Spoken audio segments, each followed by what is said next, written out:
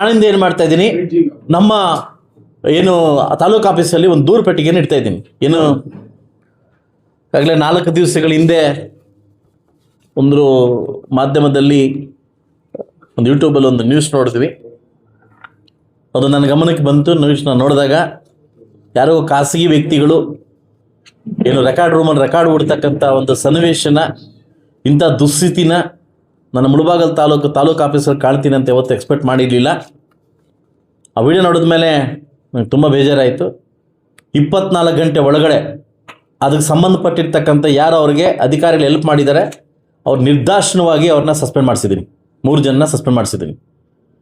ಆ ಸಸ್ಪೆಂಡ್ ಮಾಡಿಸಿರ್ತಕ್ಕಂಥ ಉದ್ದೇಶ ಏನು ಅಂತಂದರೆ, ಉಳಿದಿರ್ತಕ್ಕಂಥ ಎಲ್ಲ ಅಫಿಷಿಯಲ್ಸ್ಗೂ ನಿಮಗೆ ನೀತಿ ಪಾಠ ಇದು.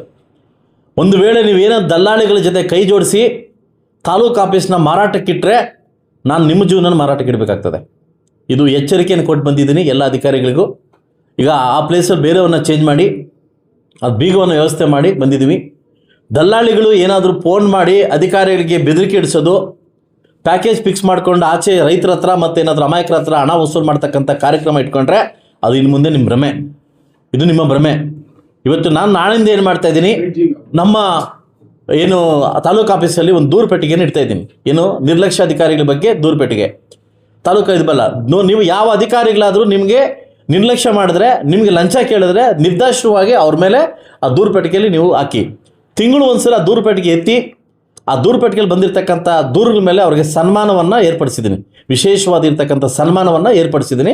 ಆ ಸನ್ಮಾನ ಏನಂತ ಅವ್ರಿಗೂ ಇವತ್ತಿಗೆ ಗೊತ್ತಾಗಿದೆ. ನೆನ್ನೆ ಅವ್ರು ಕೊಟ್ಟಿದ್ದೀನಿ ಸನ್ಮಾನ.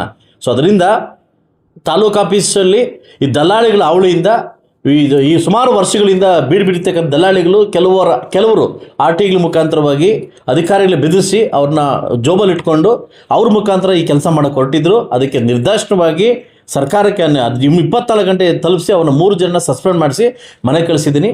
ಸೊ ದಯವಿಟ್ಟು ಇಂಥ ದಲ್ಲಾಳಿಗಳು ಇಲ್ಲಿಗೆ ಬ್ರೇಕ್ ಹಾಕಿದ್ರೆ ನಿಮಗೂ ಒಳ್ಳೆಯದು, ನಮಗೂ ಒಳ್ಳೆಯದು.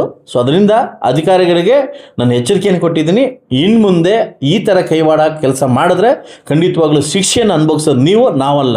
ನೀನು ಮುಳಬಾಗಲಿಂದ ನೀನು ಪುಂಗನೂರಿಗೆ ಹೋಗು, ಪುಂಗನೂರಿಂದ ಮೈಸೂರಿಗೆ ಹೋಗು, ಉತ್ತರ ಕೊಡಬೇಕಾದ ಜವಾಬ್ದಾರಿ ನೀವಾಗಿರ್ತೀರಿ. ಅದರಿಂದ ದಯವಿಟ್ಟು ಎಲ್ಲ ಅಧಿಕಾರಿಗಳು ಕೂಡ ಮೈ ಬಗ್ಸಿ ಮೈಗಳ್ರಂಥ ಕೆಲಸ ಮಾಡಿದ್ರೆ ಸಾರ್ವಜನಿಕ ಕೆಲಸ ಮಾಡಿ ಅಂತ ಸೂಚನೆ ಕೊಟ್ಟಿದ್ದೀನಿ. ಒಂದು ದೂರು ಪೆಟ್ಟಿಗೆಯಿಂದ ನಾಳೆಯಿಂದ ಇಡ್ತಾ ಇದ್ದೀನಿ, ಮೇಲೆ ಒಂದು ಕೆಳಗಡೆ ಒಂದು ಇಡ್ತಾ ಇದ್ದೀನಿ. ನಿರ್ದಾಕ್ಷಿಣ್ಯವಾಗಿ ದಯವಿಟ್ಟು ಯಾರಾದರೂ ದೂರು ಕೊಡಬೇಕಂತಿದ್ರೆ ಅದಕ್ಕೆ ದೂರು ಹಾಕಿ ತಿಂಗಳಿಗೊಮ್ಮೆ ಇದಕ್ಕೆ ಉತ್ತರ ಕೊಡಲಿಕ್ಕೆ ಶಾಸಕರು ರೆಡಿಯಾಗಿದ್ದಾರೆ.